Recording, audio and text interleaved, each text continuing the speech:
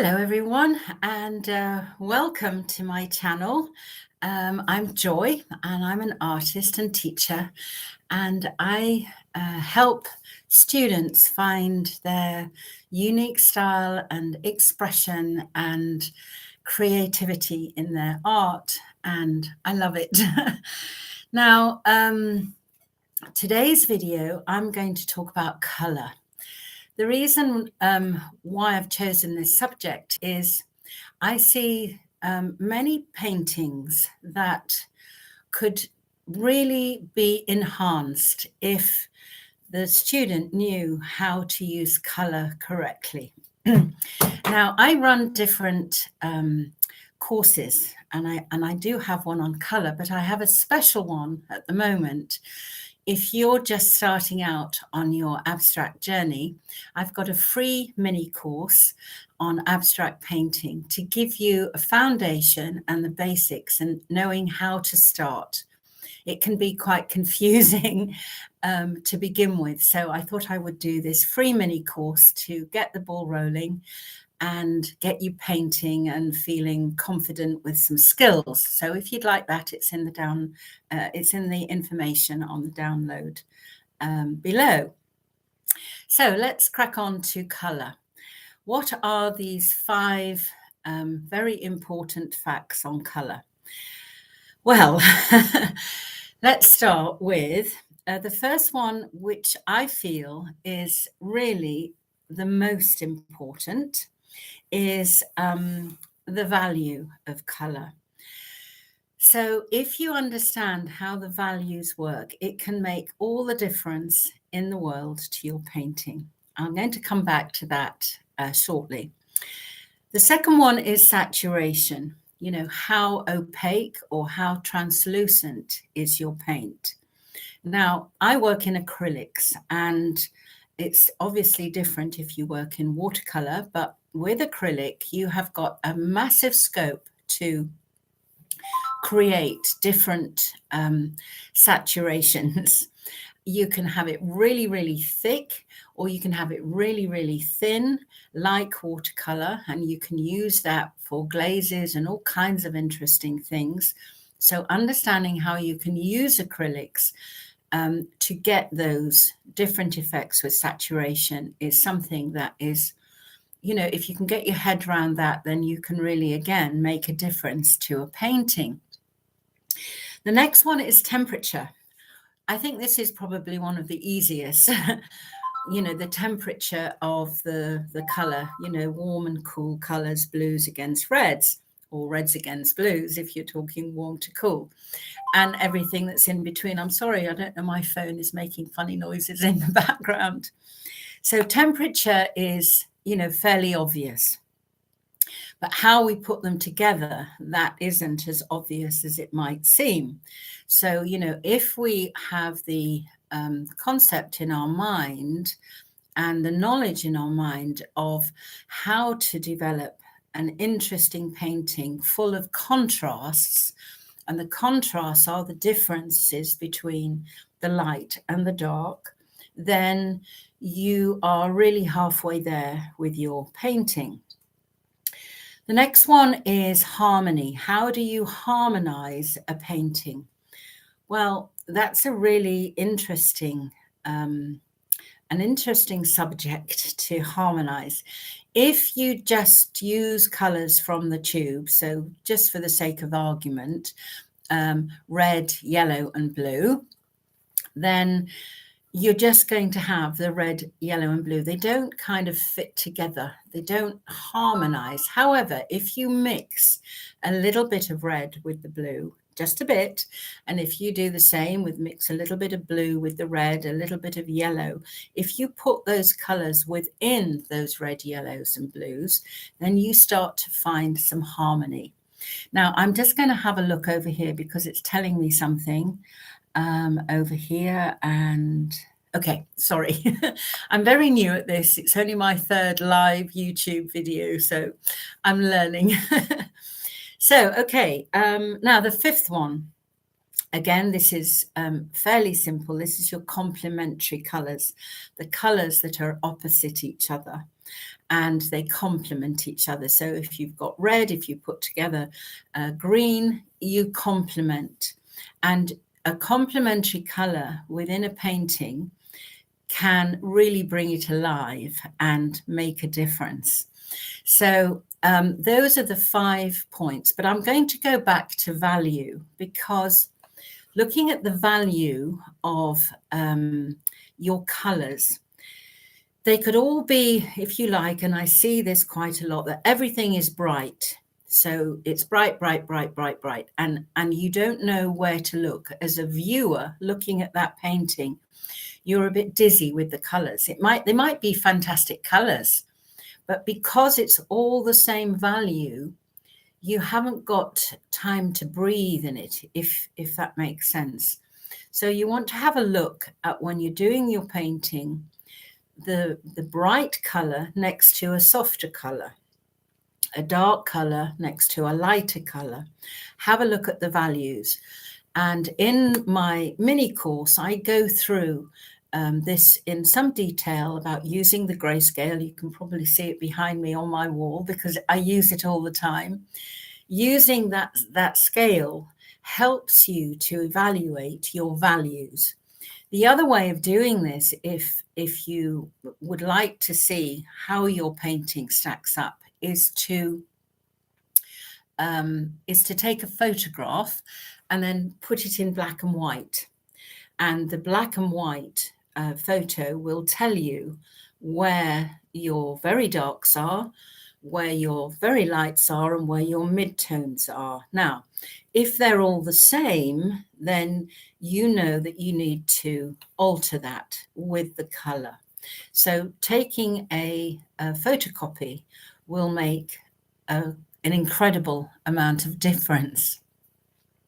So when you're looking at values, you have the grayscale with obviously black to white. You go through 10 stages of adding. If I was looking at the white, I slowly add a little bit of black until I get to the saturation of black. And you can do the same thing with color. So you can add the white, which is going to give you the lights, and then you can add the darks, which are going to give you, obviously, make that darker, give it a different tone. So it's worth experimenting when you're starting your painting, how you can use, just using black and white, to increase the value and the tones of your color. And then with saturation, you want some variant in your painting of really bold, opaque color with translucent color. Now, another way of doing this is putting glazing over your color. Now, what does that mean? Glazing is when you water down a color, or you can use glazing medium, either, whichever. And so it makes it a little bit like watercolor. And if you were to put, say, for example, you've got blue on the canvas or the paper, and you put a glaze of green on it or a glaze of orange, you're going to change that blue very subtly, and it's lovely. And using glazes in a painting gives it a lot of interest. So you've got your saturated color, and then if you've got your glaze on top of it, you change it, and it's really lovely. And again, with temperature, excuse me, if you want some variant in your painting, you want to vary the temperature. So you want some warm colors, again, some cool colors, and those in between. And you can get those in betweens by using your black and white, by changing the tone. So again, have a look at your painting, and you see, and doing the black and white photograph will help you. And then harmonizing. And harmonizing takes quite a bit of practice, because you can easily forget when you're painting. You just got your color and off you go. But when you come to the end of the painting, see what is jumping out, not as a focal point, but as not fitting together. And that means it's not harmonized with the other colors. So you need to add whatever other colors you have in your palette to that color, and you will discover that it suddenly starts to come together. It's wonderful, actually, how it happens. And it's really something to practice. And, you know, on your play paintings, practice harmonizing. Put your normal colors out. So if you've got red, yellow, and blue, and then mix, if you just want blue, mix a tiny bit, just a fraction of red and yellow into that blue. It really changes it. It gives it some more depth. It's lovely. And with all the other colors. And you'll find that when you do that in your painting, the painting hangs together. There's some congruency in it. It's lovely how that works.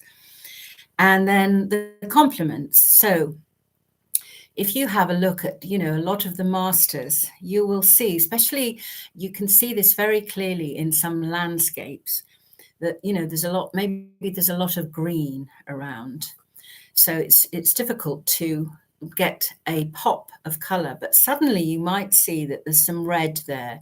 There might be a man walking with a red jacket on, or some red berries on a tree, or something that pops out that brings the whole painting together, because that complement lifts the color that it's complementing.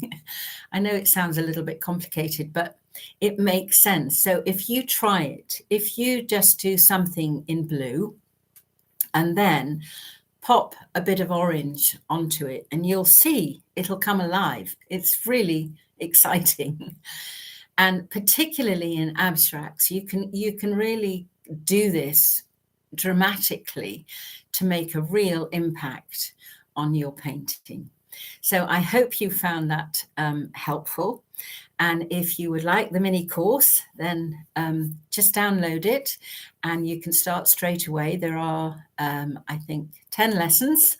That's going to keep you busy, but I'm going stage by stage through each process, from very starting to completing a painting. And if you're just beginning and you're not very confident about what to do or how to start a painting or how to put it together, then this course will certainly help you. And if you already paint, but you need a refresher to just, you know, remember how things come together, it will also be very helpful. I always think it's great to go back to basics, because there are so many things to remember, even just, you know, looking at that color chart, those 5 things to remember. And then you've got everything else, you know, you've got your composition and your design and how it comes together, your shapes and da-di-da-di-da.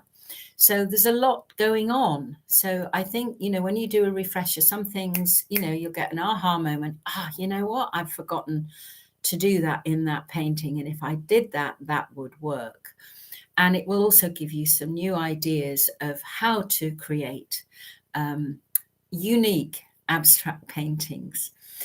So I'm not sure who's on the call, but if there's anyone who would like to ask a question, you can put them in the chat box and hopefully I'll be able to answer for you. And if not, and this is on replay, please put in a comment, ask me anything. I love seeing the comments and the questions, and I will reply. And I hope you've enjoyed this video. If you did, I think it's thumbs up and do a notification. I'm doing one of these videos at the moment for the next week or so.